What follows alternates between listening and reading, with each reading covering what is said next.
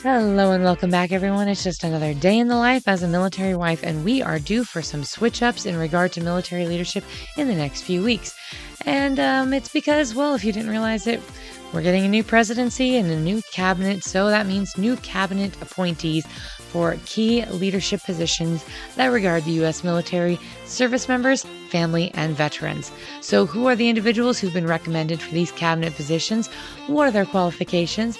There's a lot of conflicting statements that have been out there, so we're going to talk about that this week and figure out what's going on. As always, I am your host, Sam Wolf, and you're listening to Life of a Military Wife.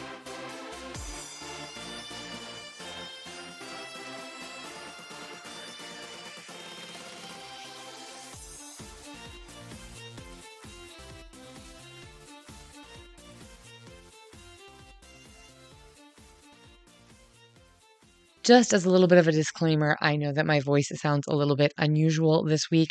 I've been dealing with a bit of allergies, and so weird voice is part of all of that.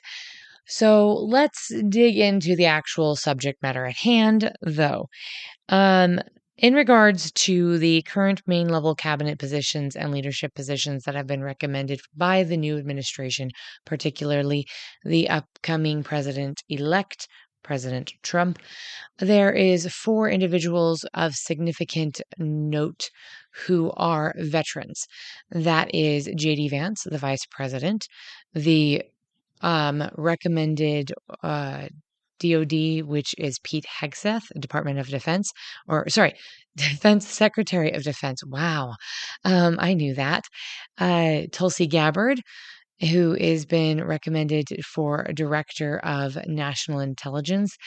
Doug Collins, who would be over Veterans Affairs. And again, I just want to make sure I'm saying names right.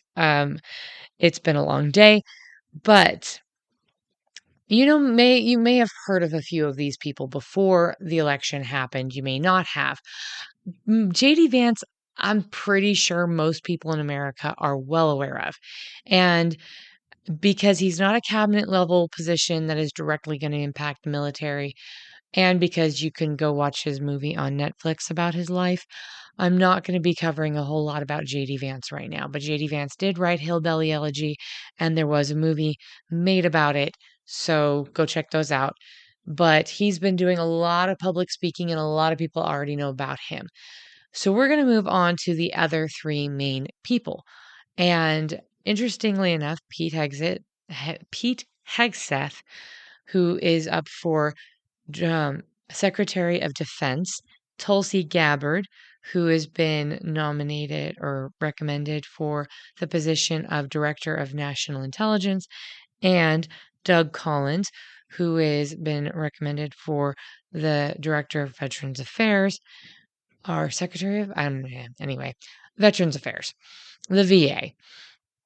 All 3 of them are not only military individuals, prior or current, but all of them have deployed to active duty combat zones, which I find very interesting.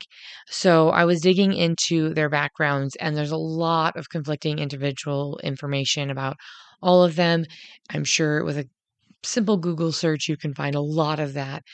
But I want to try to cover a lot of the facts about their military experience in specific, as well as their goals, their qualifications, those sorts of things, and just talk about this whole concept. Because, we may have a military, but our military is led by civilians, and often or not. And we have civilian leadership that work with and or are over military organizations, like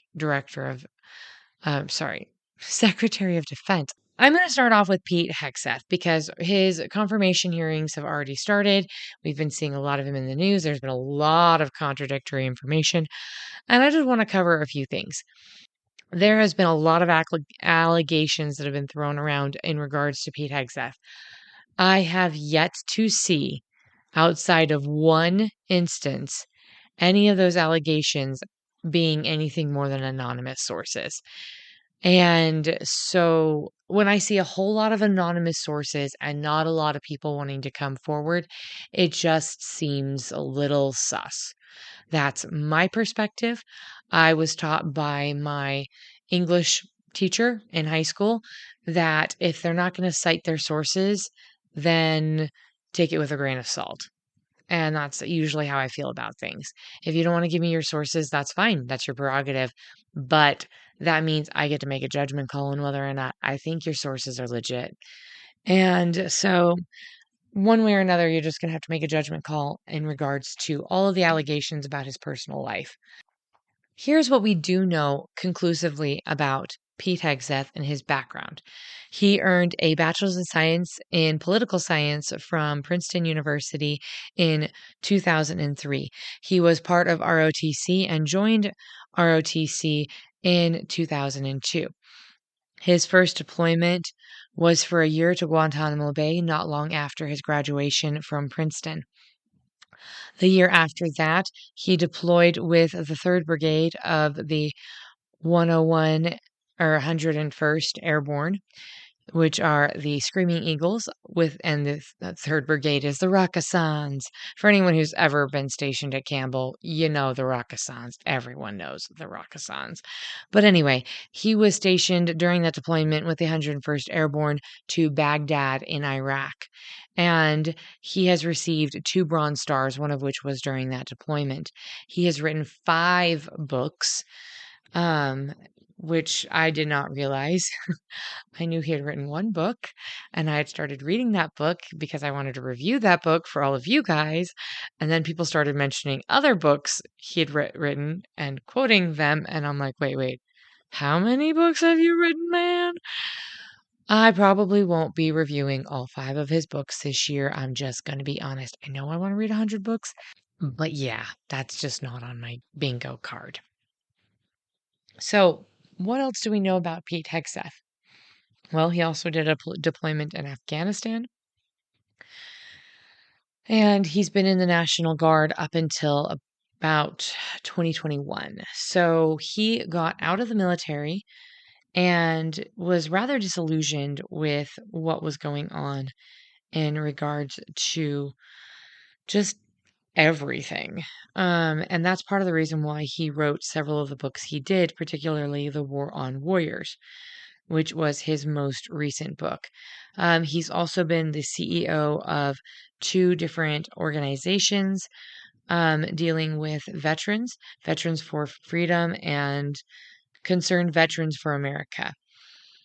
And then he also was a host on Fox and Friends from 2017 to 2024. Haha, I was right on that one. Okay. So he's done a lot, he's said a lot, he's just there's just a lot to unpack with this guy. I think he's probably one of the he just huge public profile. So it's not going to be hard for you guys to find information about him. In regards to what I want to share though is I started reading his book, and a lot of the concerns he poses about the military are concerns I have heard voiced by other military service members. It's ones that are not unusual in the military community. And so it's not like a lot of these concepts he's coming up with are completely in left field. I know that that might be shocking to some of the politicians he's discussing these things with, or the general population at large, but it is what it is. The military community has strong feelings on quite a few subjects, and Pete Hegseth is not completely in left field with what I've read so far in his book. Now, maybe the rest of the book is completely in left field. I don't know yet, but we'll see when I get there. The other thing is he's brought up some different points that people thought were contentious, and one of them is about women in combat positions. And people think that's ironic because he doesn't feel that women should be in combat positions, but Tulsi Gabbard is a female service member who's been in combat positions. I don't think that has to be a point of contention. I think that he has some pretty good, from what I've heard, his statements, logical reasons as to why he feels that might be an issue. And in regards to the whole PT thing, oh, heck yes. I have the same philosophy, and this might sound strange to some people, but I have the same philosophy in regards to women in combat positions as I do with firefighters, women firefighters. If you're not physically capable of doing the job, you shouldn't be in the job. Period. End of story. That's my opinion. And so if the combat requirements should be the same for men and women, in my opinion. And I don't think that's a radical, unusual, or exceptional opinion. Like I said with my whole firefighter analogy, if I'm stuck in a burning building, I want someone who can carry me out of the burning building if I'm unconscious. And if there's a female firefighter and she can't carry me out of the burning building, she should not be a female firefighter. I am not a huge person. I am pretty darn small. Well, short, not small, anyway. But I'm not an exceptionally large human being. If you can't carry me, you should not be a firefighter. And if you cannot run with a full pack and keep up with your male counterparts, you should not be in a combat position. Because if your squad or platoon or group has to run for their life and you're slowing everyone down, you're a liability to the whole squad. Take it or leave it. That's my opinion. May not be popular. I want to end in regards to Pete Hegseth with part of his statement he made during his confirmation hearing this week. And he said, I quote, "My only special interest is the warfighter, deterring wars and, if called upon, winning wars, by ensuring our warriors never enter a fair fight. We let them win and then we bring them home. Like many of my generation, I've been there. I've led troops in combat, been on patrol for days, pulled the trigger down range, heard bullets whiz by, flexed cuff on insurgents, called in close air support, led medevacs, dodged IEDs, pulled out dead bodies, and knelt before a battlefield cross. This is not academic for me. This is my life. I led then, I will lead now." And I think that pretty much sums it up. Does he have the ability to do this job? We'll see. He's got a degree in political science. He's got a degree in business management. He's managed companies and he's led military groups. So if he has a good support system, he might do well. We're moving on now to Tulsi Gabbard. And a lot of people, again, have mixed feelings about her as well. There's a lot of different statements out there about her. I want to give you some facts. So, Tulsi Gabbard, at 21, was elected to the Hawaiian House of Representatives. She was the youngest person ever to be elected to that position in 2022. In April of 2023, she enlisted in the Hawaiian Army National Guard. She completed basic training between her legislative sessions, and in 2004, she filed for re-election, but then volunteered for a deployment in Iraq for 12 months and pulled out of the election to go on that deployment. She is the first person, according to the Department of Defense, to ever do this.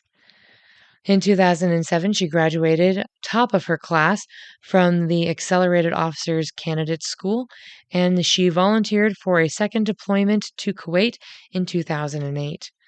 She served in the House of Representatives in Congress for representing Hawaii from 2013 to 2021.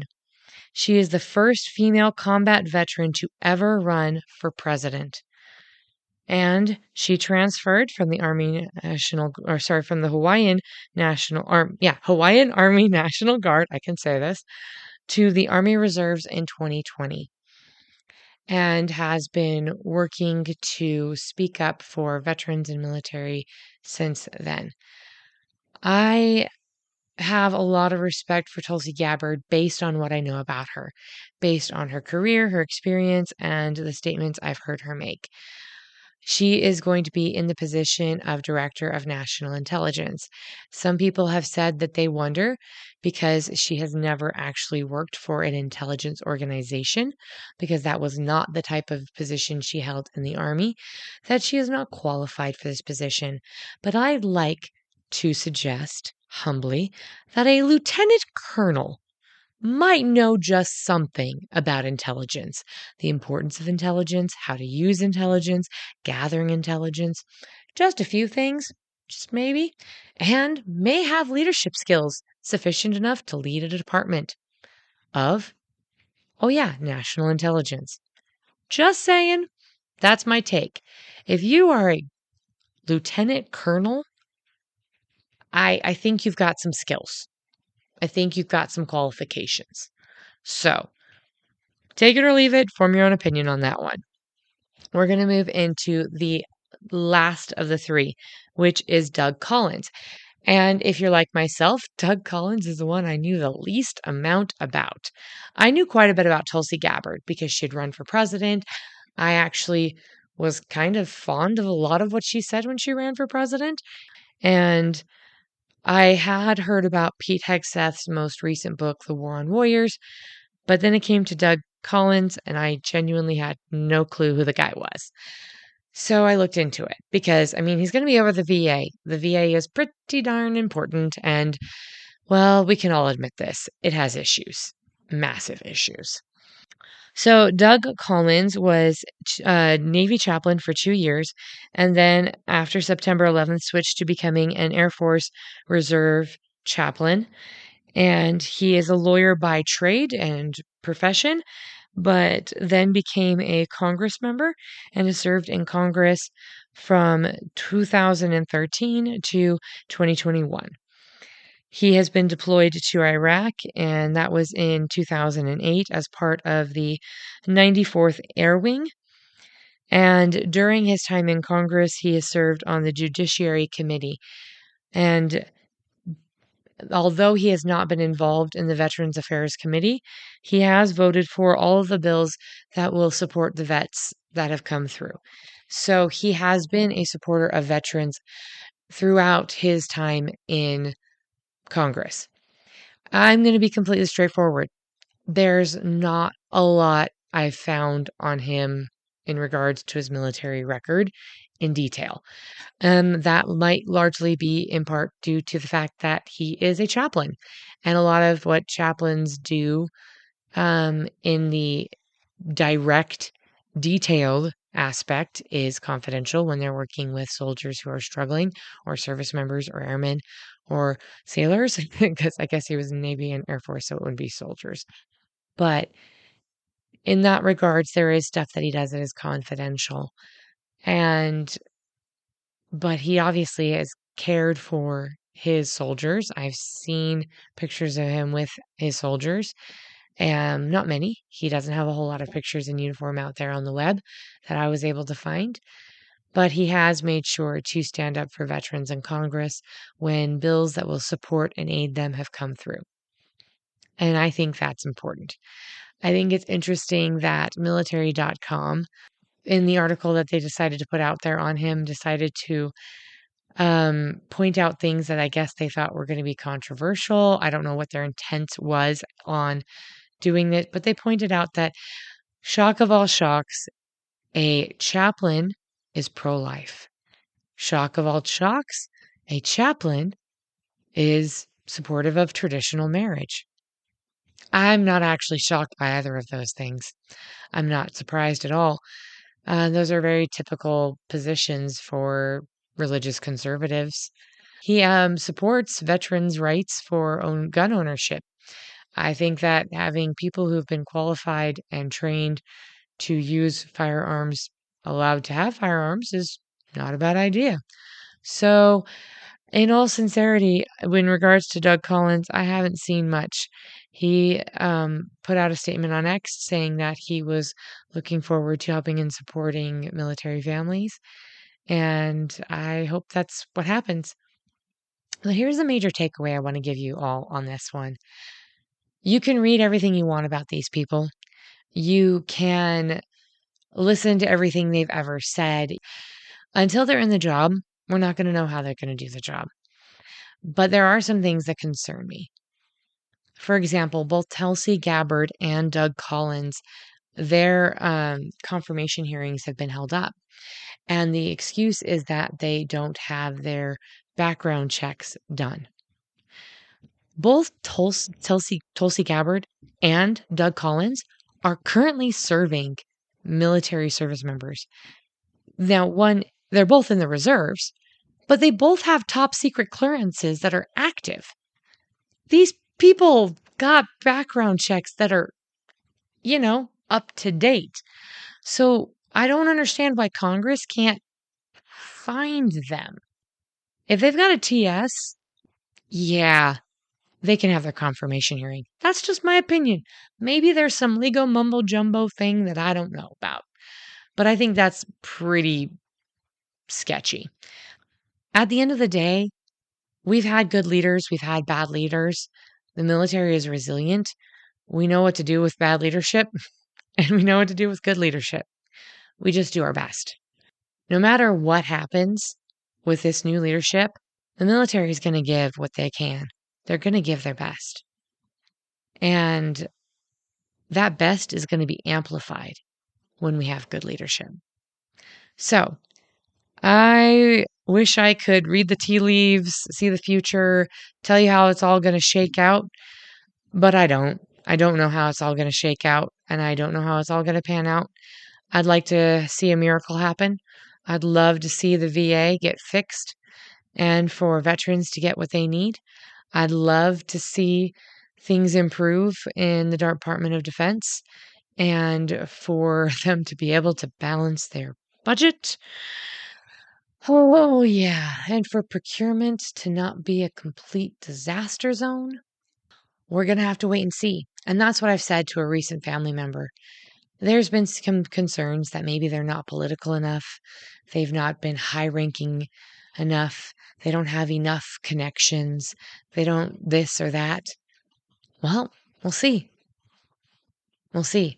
We've had a lot of people that have had enough of those qualifications in the past, and it hasn't done a lot of good. So whatever happens, happens. And hopefully the changes are for the better. And that's where we're going to have to leave it for now. Again, sorry about the voice. My voice is coming and going, and that's just how it is. But I wanted to say thank you for your continued support and encouragement. I'm working on getting some panels set up. Like I said, I'm still looking for book recommendations if there's ones you want me to review. And if you know anyone who would like to come on the podcast and share resources that they have that can benefit the military community or that are a military veteran and would like to share their story, please have them contact me. I've got the email and in the description below. You can contact me on X, on Facebook, send me a message. I'm really more than willing to explore those options. Also, because of algorithm concerns and whatnot, I want these resources to get to the most people possible and to do the most good possible. So please like, subscribe, leave a review, share this with a friend. And as always, let's do our best to be the good we want to see in the world. And with that said, I am your host, Sam Wolf, and you've been listening to Life of a Military Wife.